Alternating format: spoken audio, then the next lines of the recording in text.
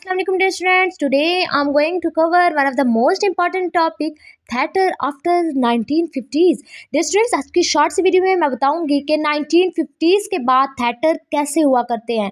Means के theatre में development आती गई. स्टार्ट से ही ग्रीक पीरियड से थिएटर जो है वो स्टार्ट हुआ एंड देन जो है वो ओल्ड पीरियड के अंदर आया. फिर मिडिल पीरियड के अंदर थिएटर कैसे था, फिर रेनेसा एंड देन जो है वो मॉडर्न के बाद 1950s के बाद यानी पोस्ट मॉडर्न के बाद ये पोस्ट मॉडर्न में जो थिएटर हैं, ये मॉडर्न के बाद पोस्ट मॉडर्न के अंदर जो थिएटर हैं वो किस टाइप के थिएटर्स. इस टाइम में जो थिएटर्स हैं या 1950s के बाद के जो थिएटर्स, उसमें जितने भी प्लेस प्ले किए जाते थे उसमें सोशल और पॉलिटिकल इश्यूज जो था वो इम्पॉर्टेंट थीम होता था. मीन्स के इन सिंपल वर्ड के सोशल और पॉलिटिकल इश्यूज के बारे में लिखा जाने लगा और थिएटर के अंदर वही चीज़ जो है वो प्ले करने लगे. कुछ सोशल और पॉलिटिकल कमेंट्रीज जैसे कि मॉडर्न प्लेस जितने भी हैं ये फोकस कर रहे हैं करंट इवेंट्स के ऊपर, इश्यूज के ऊपर. इन सोसाइटी के अंदर पॉलिटिक्स के बारे में कोई इशू चल रहा है तो उसके ऊपर प्ले जो है वो बना दिया. कोई सोशल इशू चल रहा है तो उसके ऊपर प्ले बना दिया. ये जो टॉपिक्स हैं जैसे कि इनइक्वालिटी को ये एड्रेस करते हैं, ह्यूमन राइट्स के बारे में, जस्टिस हो गया.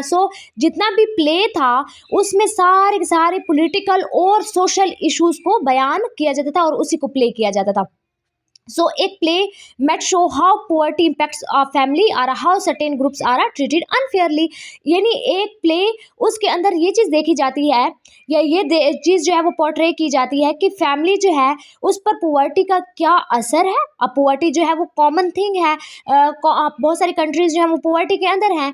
1950s के बाद जितने भी प्लेज लिखे गए उनका मेन चीज़ ही यही होती थी कि वो पॉवर्टी के बारे में प्ले जो है वो बना देते थे कि पॉवर्टी का यानी गुर्बत का जो है वो क्या असर है लोगों के ऊपर और कैसे जो कुछ ग्रुप्स हैं, जो अमीर ग्रुप हैं, वो कैसे अनफेयरली ट्रीट कर रहे हैं पुअर को. इस सब को जो है वो जज किया जाता है. सोशल और पॉलिटिकल कमेंट्री के ऊपर बात की जाती है इन प्लेस के अंदर. एक्सप्लोरेशन ऑफ सब्जेक्टिविटी यानी सब्जेक्टिविटी को एक्सप्लोर करना. इसका ये मतलब है कि ये जो प्लेस थे ये एक्सप्लोर करते थे कि कैसे इंडिविजुअल जो है वो वर्ड को कैसे यूनिक वे के अंदर देखते हैं. इन शॉर्ट के जो इंडिविजुअल है हर बंदा अपनी थिंकिंग रखता है, उसके माइंड में अपने थॉट्स हैं, अपने आइडियाज़ हैं. मीन्स के उसका व्यू पॉइंट क्या होता है, डिफरेंट होता है. हर बंदे का व्यू पॉइंट अलग अलग है. मीन्स कि कोई भी प्ले है या कोई भी सोसाइटी के बारे में बात कर रहे हैं तो मेरा पॉइंट और होगा सोसाइटी को देखकर, आप लोगों का पॉइंट जो है वो डिफरेंट होगा. यानी हर बंदा जो है इंडिविजुअल जो है वो अपना अपना पॉइंट रखते हैं, व्यू पॉइंट. ये जो प्लेज लिखे जाते होते थे, ये जो ऑथर्स थे वो सारे अपने ही पॉइंट्स को सामने रखते होते थे. डिफरेंट एक्सपीरियंस जो वो करते होते थे, पीपल्स और इमोशंस जो डिफरेंट होते थे और बैकग्राउंड्स होते थे, तो वो सब वो एक्सप्लोर कर रहे होते थे उस प्लेज में.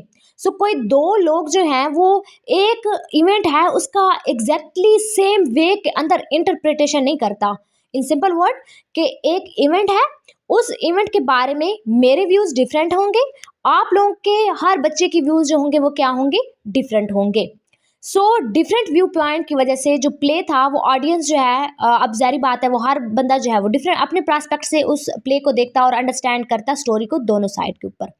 थर्ड जो चीज़ आई 1950s के थिएटर के बाद वो ये थी क्वेश्चनिंग एंड डिकंस्ट्रक्शंस पावर स्ट्रक्चर्स. इसका ये मतलब है कि रूल्स को चैलेंज करना, ट्रेडिशंस को चैलेंज करना, सिस्टम्स को चैलेंज करना, जिसने सोसाइटी को होल्ड किया हुआ है उसको चैलेंज करना. यानी ये जो प्लेस थे ये क्या है, यानी ये जो प्लेस लिखे जा रहे हैं या जाते थे 1950s के बाद, उसमें ये देखा जाता था कि कैसे पार और क्यों और कहाँ पर पार जो है वो फेयर है. यानी पार के ऊपर क्वेश्चन था कि पार जो है वो कहाँ पर फेयर है, क्यों फेयर है, कैसे फेयर है. फॉर एग्जाम्पल एक प्ले वो देखता है रिलेशनशिप बिटवीन गवर्नमेंट और सिटीजन्स में और एग्जामिन करता है सोशल हायरार्कीज को.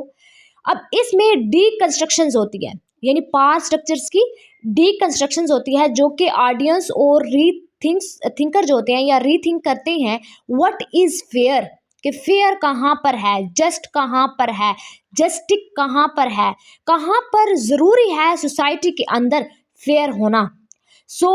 पावर स्ट्रक्चर को डिकंस्ट्रक्ट करना, उसके ऊपर क्वेश्चंस करना. तमाम प्लेस जो लिखे जाते हैं 1950s के थिएटर में या पेश किए जाते हैं या प्ले किए जाते हैं उसमें ये चीज़ें मेन जो थी वो चीज़ें यही होती हैं, सोशल और political commentary, exploration of subjectivity, questioning and deconstruction. Past structure यानी पास्ट स्ट्रक्चर के ऊपर वो उसको डिकंस्ट्रक्ट करते हैं या फिर उसके ऊपर क्वेश्चंस उठाते हैं। सो डियर स्टूडेंट्स, ये थी शॉर्ट सी video about theatres after 1950s। I hope आप लोगों को इस वीडियो से ये टॉपिक क्लियर हो गया होगा। Thank you for watching my video. Please like, subscribe and share my videos. Allah Hafiz.